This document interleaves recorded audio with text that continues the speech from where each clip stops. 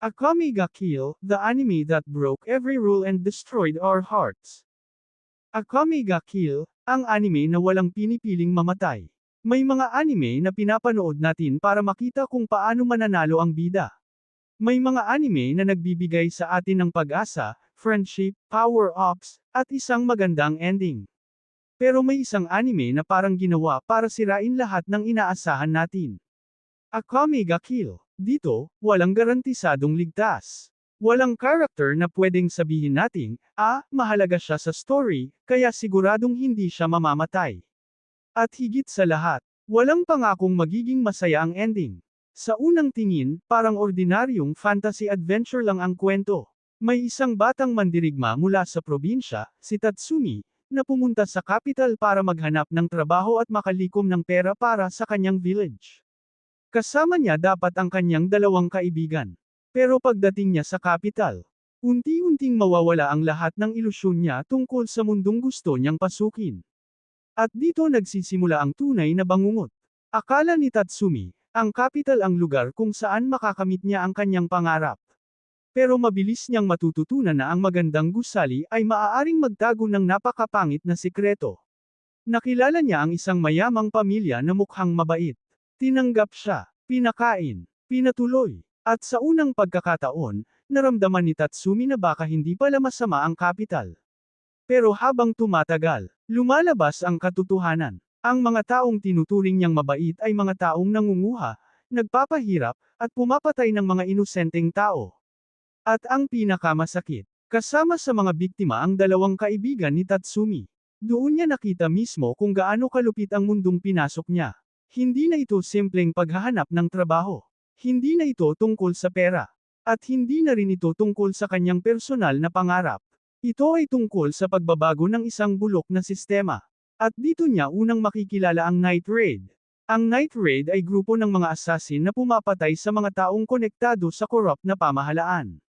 Sa mata ng gobyerno, mga kriminal sila, mga terorista, mga mamamatay tao. Pero sa mata ng mga taong inaapi, sila ang ilan sa iilang taong handang lumaban. At dito napakaganda ng Akame ga Kill. Dahil hindi nito simpleng sinasabi sa atin kung sino ang mabuti at sino ang masama. Pinapakita nito na minsan, ang taong tinatawag na kriminal ay maaaring siya palang lumalaban para sa hustisya. At ang taong nakauniporme naman, maaaring siya ang tunay na halimaw. Isa sa pinaka-interesting na konsepto sa anime ay ang Imperial Arms. Mga sinaunang armas ito na may kakaibang kapangyarihan. Bawat isa ay may sariling kakayahan. Si Akame, may espada na maaaring pumatay gamit ang isang nakamamatay na lason. Si Mine, may napakalakas na baril na lalo pang lumalakas kapag nasa matinding panganib siya. Si Leon, may kapangyarihang nagbibigay sa kanya ng pisikal na lakas at kakayahang parang isang halimaw. Si Lubbock, gumagamit ng mga string na maaaring maging sandata, bitag, at depensa.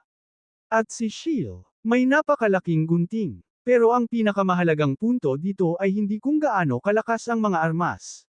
Ang mahalaga, hindi lahat ng gumagamit nito ay makakaligtas. At dito nagsisimula ang tunay na takot ng Akame ga Kill. Ang unang babala, walang character immunity. Sa maraming anime, kapag naging close na tayo sa isang character, parang may invisible armor sila. Alam nating hindi sila basta-basta mamamatay. Pero sa Akame ga Kill, walang ganon. Nang mamatay si Shield, doon nagsimulang maintindihan ng mga manunood ang tunay na rules ng mundo. Hindi sapat na mabait ka. Hindi sapat na mahal ka ng audience. Hindi sapat na mahalaga ka sa grupo. Kung nagkamali ka, maaari kang mamatay. At iyon ang dahilan kung bakit bawat laban pagkatapos noon ay nagiging mas nakakakaba. Dahil hindi na natin alam kung sino ang susunod. Akame ga Kill at ang kahulugan ng sakripisyo. Isa sa pinakamalakas na tema ng anime ay sacrifice. Ang Night Raid ay hindi lumalaban dahil sigurado silang mabubuhay sila. Lumalaban sila dahil alam nilang maaaring hindi na nila makita ang bukas. At ito ang dahilan kung bakit napakahalaga ng mga relasyon nila. Hindi sila simpleng magkakasama sa isang team. Pamilya sila. Kapag may namatay, hindi lang isang mandirigma ang nawawala. May isang kaibigan. May isang kapatid, may isang taong may sariling pangarap. At bawat kamatayan ay nag-iiwan ng sugat sa mga naiwan. Isa sa pinakamahalagang character development ni Tatsumi ay ang relasyon niya kay Bulot. Sa simula, maaaring isipin natin na si Bulot ay isa lamang malakas na mandirigma. Pero habang tumatagal, nagiging mentor siya ni Tatsumi. Tinuruan niya itong lumaban. Tinuruan niyang maging mas matatag. At higit sa lahat, tinuruan niyang tanggapin na ang pagiging bahagi ng revolusyon ay may kapalit. Nang dumating ang sandali ng kanyang kamatayan, hindi ito simpleng pagkatalo. Ito ay pagpasa ng isang legacy. Nakuha ni Tatsumi ang mahalagang aral. At ang natitirang lakas ni Bulot ay naging inspirasyon para ipagpatuloy ng iba ang laban. Pero dito ulit tayo pinapaalalahanan ng anime. Walang ligtas. Kahit ang karakter na nagbibigay ng lakas sa iba, maaari ring mawala. Kung ang Night Raid ay kumakatawan sa revolusyon, si Esdith naman ang mukha ng pinakamalupit na kapangyarihan ng Empire. Hindi lang siya malakas, isa siyang halimaw sa battlefield. Para sa kanya, simple lang ang mundo. Ang malakas ang nabubuhay, ang mahina ay namamatay. At dahil dito, hindi siya ordinaryong villain. May sarili siyang paniniwala, may sariling trauma, may sariling ideolohiya. At ang mas nakakabaliw, nahulog ang loob niya kay Tatsumi. Isang lalaking nasa kabilang panig ng digmaan. Kaya nagkaroon ng kakaibang conflict. Isang babae na gustong angkinan ang taong mahal niya. Pero ang taong mahal niya ay lumalaban mismo sa sistemang kanyang pinuprotektahan. At dito nagiging mas komplikado ang kwento. Dahil hindi na lamang ito hero versus villain. Ito ay ideology versus ideology. Habang nagpapatuloy ang kwento, unti-unting nawawala ang mga taong nakasanayan nating makita. At sa bawat pagkawala, mas nagiging mature si Tatsumi. Sa simula, gusto lamang niyang kumita ng pera. Pagkatapos, gusto niyang iligtas ang mga tao. At sa huli, naiintindihan niyang ang revolusyon ay hindi tungkol sa pagiging bayani. Ito ay tungkol sa pagtanggap na may mga bagay na hindi mo kayang iligtas. May mga taong mamamatay. May mga pangarap na hindi matutupad. At minsan, kahit gawin mo ang lahat ng makakaya mo, may mawawala pa rin sa iyo. At iyon ang dahilan kung bakit napakasakit ng Akame ga Kill. Hindi dahil puro kamatayan lang ito, kundi dahil pinapakita nito kung paano binabago ng kamatayan ang mga naiwan. Dahil hindi nito tinatrata ang mga karakter na parang disposable na pangalan lamang. Bawat isa ay may pangarap. May dahilan kung bakit sila lumalaban. May taong gusto nilang protektahan. At may takot silang kailangang harapin. Kaya kapag may namatay, may impact. At kapag may nakaligtas, may guilt. At iyon ang isa sa pinakamagandang bahagi ng anime. Hindi libre ang victory. Bawat panalo ay may presyo. Bawat power-up ay may panganib.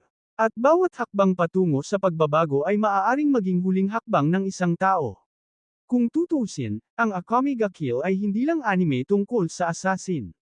Hindi lang ito tungkol sa magic weapons.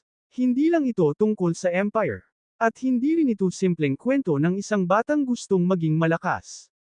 Ang tunay na kwento nito ay tungkol sa isang taong unti-unting nawawalan ng innocence habang natututo kung gaano kalupit ang mundo.